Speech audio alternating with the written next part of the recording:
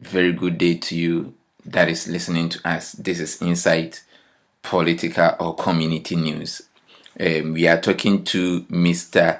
Bernard Owusu, Chairman of the Ghana Diaspora Homecoming Summit Planning Committee here in the United Kingdom regarding a road show that is going to happen in Coventry on the 20th of May 2017. We just wanted to know what this whole Diaspora Homecoming Summit is all about. Well, first of all, we will be having a Ghana Diaspora Homecoming Summit Roadshow. So what we will have in Coventry is a roadshow. Now, as you know, roadshow, it's like a teaser. It's like a mini summit, just to show people what will happen in Ghana in July. Okay. The main summit is in Ghana on the 5th of July to the 18th, the 5th of July to the 8th of July. Okay. Now, this homecoming summit, it's an idea that was instigated by Ghanaians who are living outside. And the finance minister, who also used to live outside Ghana for many, many years, also bought into the idea and brought people together somewhere December last year so that we can have this and bring on board people like you, people like me, our children, our wives and husbands, to come and join the country in moving Ghana forward both economically, socially and politically. Now this coincides with the MPP manifesto. All right. Because you do remember that in 2016, when the parties drew up their manifesto, part of the MPP manifesto is to involve Ghanaians living outside Ghana in the economic development, social development, and political participation of Ghana. So if you look at the MPP manifesto, their write-up on foreign affairs, the diaspora participation is in there. Okay. As soon as the government came to power, the government set up what we call the Diaspora Relation Office. And the Diaspora Relation Office, the first task that they've been given is to put together all Ghanaians who live outside, our talents, our skills, our knowledge, our professions, our experiences, and everything that is required to enable the government bring on board all of us.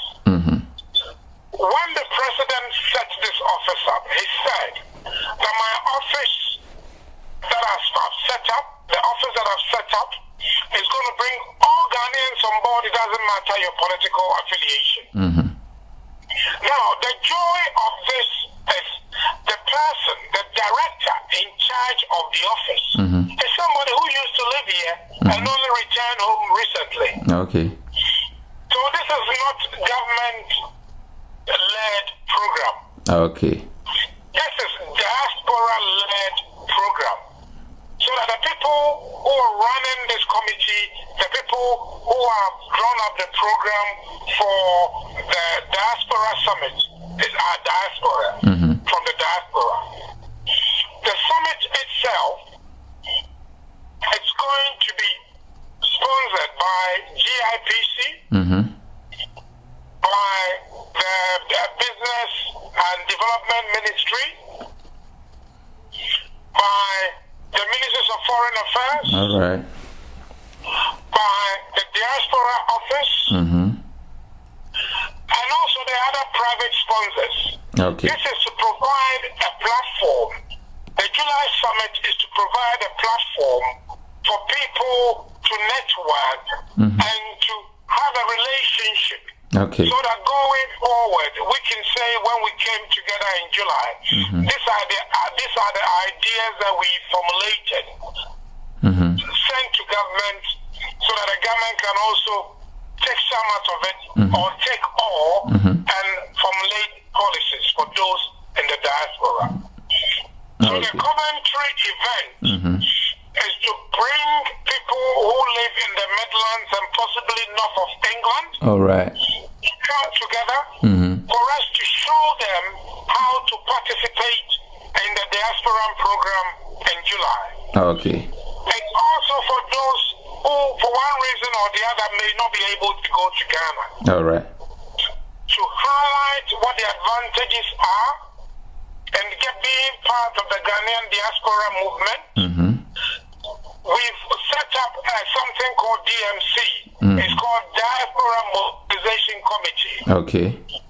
This is going to be committees of ordinary people like you and I. Okay. We're not politicians.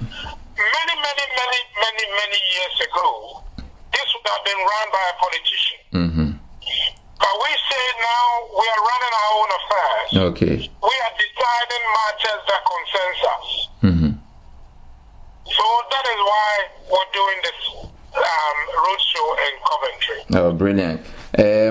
Let me ask this. Is this to get every Ghanaian living outside Ghana back to Ghana, or it is something to come about so that people will be able to have an input, not necessarily going back to Ghana, but have an input in the political, economic, and social running of the country? Well, first of all, I think the government will be the last person to say every Ghanaian living outside should come and live in Ghana. It's not possible. We remit officially over $2 billion every year. Yeah. Officially. Unofficially, you and I know that is more than that. Okay. We think it's more than double that. All right. So the government will not say come and live here so that we lose all that money. What the government is saying is that this government recognizes our skill set, our mindset, our work ethics, the fact that we may have some small money somewhere. This government is saying for so many years, Ghanaians living outside have not been allowed to participate in the political development of Ghana. Okay. So the government is saying, yes, if you want to come and live here and invest, come. If you want to be in UK and invest, invest. However, don't turn your back on your country. All right. Turn and face your country and be counted as a Ghanaian. Contribute. You can contribute your knowledge. You can contribute your complaints. So you can complain. That's allowed to complain. You can be a speaker for other people. It's not everybody who can speak in public. Yeah. It's not everybody who can write.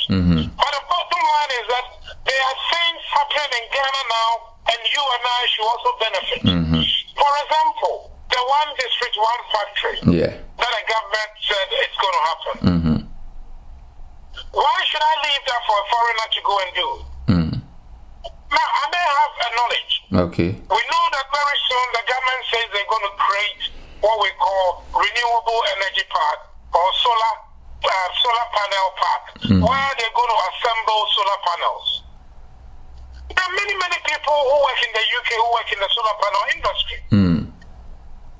They can go, instead of us going to get foreigners to come and set up these factories, or even to train our people, because there's going to be a college and a technical institution to train people to do the solar panel. Why can't it be you and I if we've got the knowledge? Okay.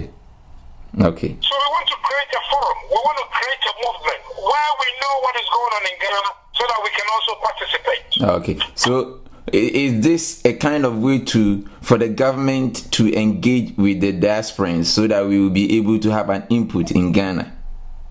It is us engaging with the government, not the government engaging with us. Okay. The government on its own may want to engage with us. But if you leave it for the government to do, it will be like it's happened before. It will become a talk shop. Okay. So it's us engaging with government, because we know that for many things in Ghana, you need a government. So it's you and I engaging with government and private business to make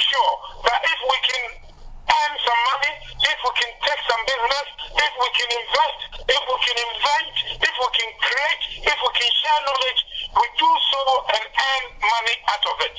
All right. Not only that, we also want to know, am I going to be allowed to vote in 2020? Or do I have to still go to Ghana to vote? All right. I'm sure that should be of interest to everybody. That is definitely. The noise coming out of government is encouraging, because the president is saying we think even with the next district level election we should use the RUPA legislation.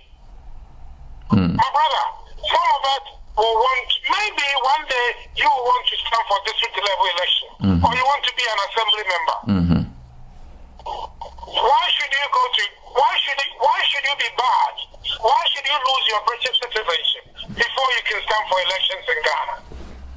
Okay. As I speak to you, Senegal is making provision to elect 6 people from outside Senegal. Senegalese who live outside Senegal. Why can't we have something similar in Ghana? So that we can elect our own MP. On the radio you hear people, you hear Patasi MP, you hear this MP, you hear Kwame Soso, you hear Kofi Soso. These are all political actors. They are deeply involved in politics in Ghana. But they don't have a franchise because they don't go to vote. You know the French election, the French people voted here. American election, Americans went to the embassy to vote. Why can't we do likewise? Okay, that is a brilliant move and initiative. So let's talk more about the Coventry. When and where is this Coventry Roadshow happening? The Coventry Roadshow is happening at the Technology Park, Coventry University. Okay. It's Puma Way. So it's Coventry University Puma Way, and it's going to be the conference center of the Coventry Technology Park or Coventry Tech Park. Okay. And it's from 2 o'clock on Saturday to 5:30. All right. And who can come? Anybody who is interested in being part of the Ghanaian affairs, anybody who has got contribution to make towards economic, political, social development of Ghana, anybody who wants to invest in Ghana but doesn't know how to start, anybody who is interested to know why is it that Ghanaians, we don't vote, we are not allowed to vote in Ghana.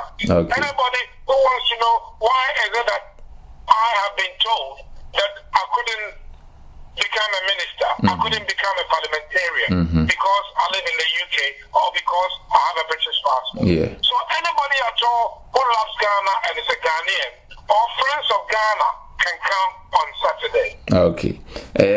Let me ask this last question. And then I know you are a very busy man. You said this is the smaller picture of the bigger picture that is going to happen in Ghana. That's correct. So why do I have to still make arrangements to go to the big one in Ghana if I come Saturday? Well, if you ask me whether if you go to Ghana it will benefit you, the answer is yes. This is the catch. Now, if you go to conferences, you meet businessmen, you meet investors. On Saturday, when we did a roadshow in London, there is this organization, I've just forgotten what their name is. They came there, I never knew they existed. These are people who you can hand your money to here. And if you're building a house in Ghana, if you're buying a property in Ghana, if you want to borrow money here to buy a mortgage in Ghana, they will lead you to do that. I never knew that it existed. In the same way that you will go to Ghana in July, you will meet someone who says, listen, I've got a pot of investment money of about $50 million. I want people who've got ideas of how to add value to Alata Seminar. I want people who've got idea of adding value to Inkuto. So if you know somebody who knows how to add value to Inkuto, I can show you how to access this money. Also, you go to this event and you make friends. You make business partners.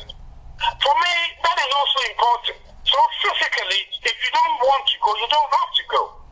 But if you have the means to go and you've got the time to spare, we're going to do a lot of lectures and a lot of questions and answers.